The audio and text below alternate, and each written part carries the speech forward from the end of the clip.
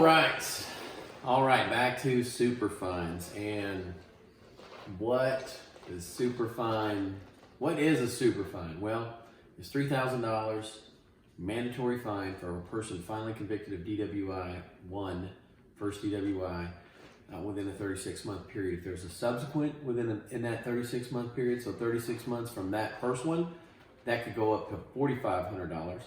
Or if there's another DWI and either the first or second one, if memory serves, has a blood alcohol of 0.15, so double the legal limit or just about double the legal limit, that's a $6,000 fine. And the big question is, what does final conviction mean in the way the statute is written? And the legislature tried to write it artfully to only apply to basically jail sentence. But our case law does not support that. And what that means is that our higher courts in Texas, that's our courts of appeals and the Texas Court of Criminal Appeals, have interpreted final convictions to mean straight probation, guilty pleas, that are final convictions. So you go on probation, do your 2 years, year and a half, do all your months, do all your conditions, pay for that interlock.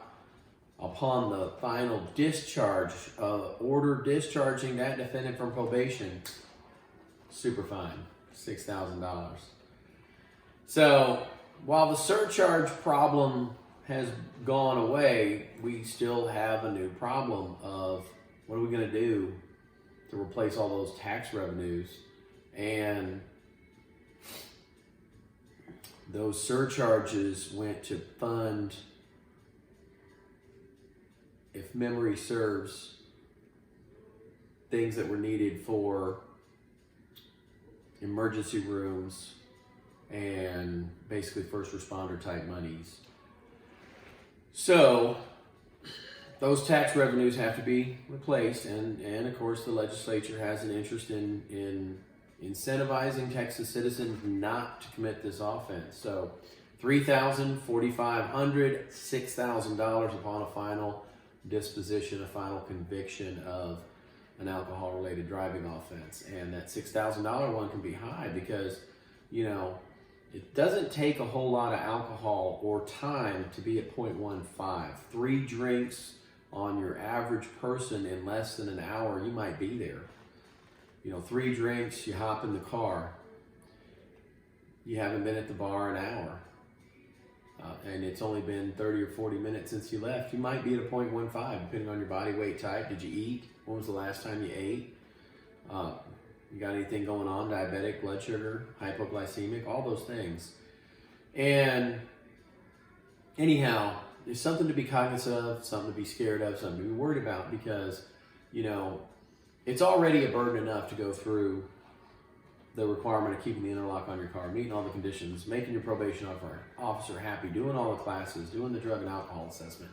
And then to couple that with, at the end of the ride, you get on another roller coaster and you owe the county $6,000 because of that 3rd or 4th beer that you had before hopping in the truck after happy hour without eating dinner and waiting 1 hour per drink to process that out of your body. So be cautious, be cognizant of that. The superfine is out there, and it's a big nasty stick to keep. You can have the carrot or you can have the stick.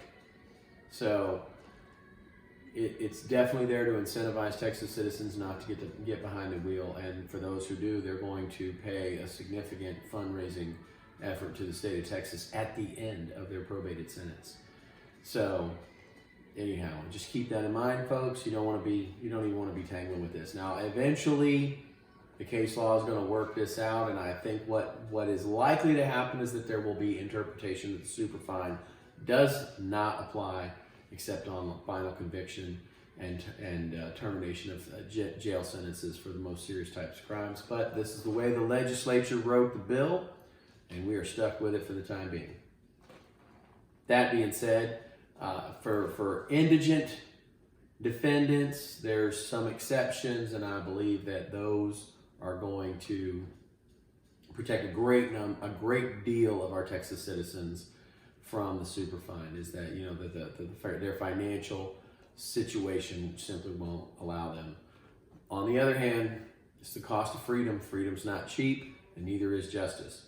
And if you're able to afford to be out on bond and on probation, you might find that your plea for the unfairness or unreasonableness of these super fines may fall on deaf ears. But just remember, fair is what you get in Dallas in the fall at the State Fair of Texas, not at the courthouse.